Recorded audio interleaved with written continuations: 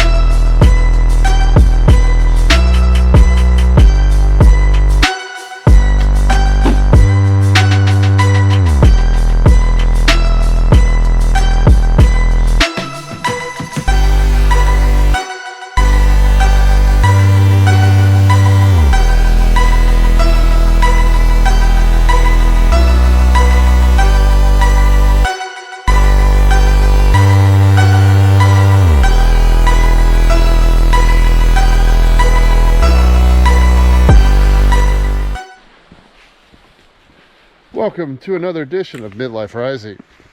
My name is Greg. Remember the last time I went hiking and I told you guys, it was the next day I went hiking? Well, you probably saw that and saw the 4 tick bites I got. I decided to take a little time off from hiking. A little bit, rest my ankle. Hasn't really rested much. Done a lot of surfing and surfing on rocks, which is not exactly ideal for resting your ankle. But I've also done some other stuff as well. I really had to take a backtrack from that. 4 tick bites, make sure I didn't have Lyme disease. And so, long story short, I'm back at it. I'm here to hike, enjoy some nature. I'm hoping to see a waterfall and a summit. It is April 24th, so I really want to get my first summit in April. I have a streak going. Started in March of 2022, and I want to keep it going. So it'll be summit number 9. Go from there. Hopefully see a waterfall along the way. Should see that. That should be more guaranteed than the summit. Summit should require a little bushwhacking. Didn't make the same mistake I did last time. This time I came with insect spray. Really hope you enjoy this hike. Enjoy what you see. And enough talking. Let's get at it.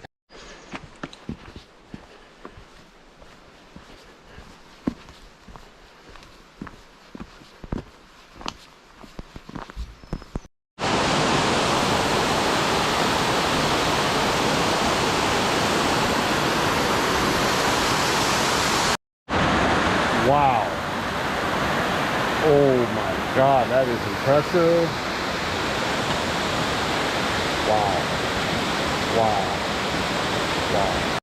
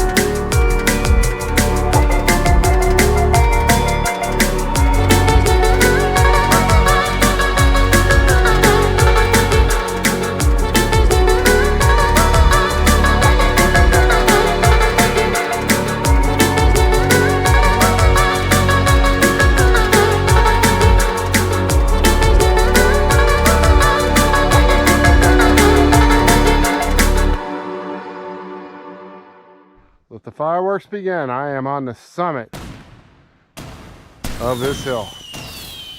Oh my God. This is definitely called Todd Hill. This is a bushwhack to this summit. A lot of off trail, a lot of very interesting terrain.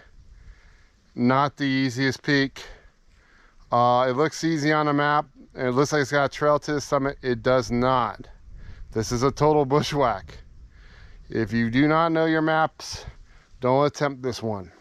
It's beautiful on top though, I will give you that. I'll take some pictures of the summit, put that on the list. Fireworks are going off right now. But yep, there you go, summit number 9. A little bit of a challenge for this one, but it was well worth it. All right, thank you for joining me. After that, I'll have to figure out how to get down. Alrighty, take care, see ya. No, I said this before, but I'm gonna say it again one more time. Really, if you're doing the Sooke Hills, you wanna make sure that you have a GPS. Without a GPS, you can, and without just basic common knowledge or bringing groups of friends, you will get lost here. You will get lost. There's a lot of thick wood, a lot of thick canopy, a lot of tough terrain, and it's easy to get lost. It's beautiful. There's no one on a lot of these mountains, but you really can get lost. And All Trails maps, they're only so good. But the All Trails GPS, that's going to save you tremendously. All right, and it's really kind of some wild terrain up here in the Sooke Hills. A lot of bushwhacking for what should be only 300-meter summits, 400-meter summits. Can be quite challenging if you don't have the right information and gear. All righty, take care.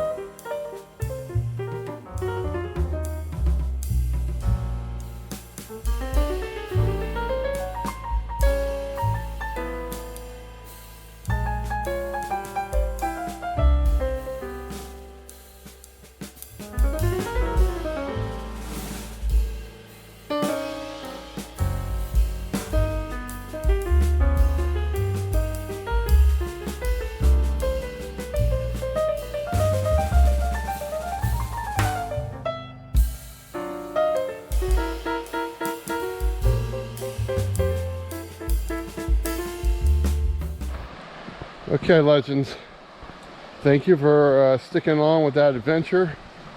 Waterfalls, summit, and a lot of bushwhacking.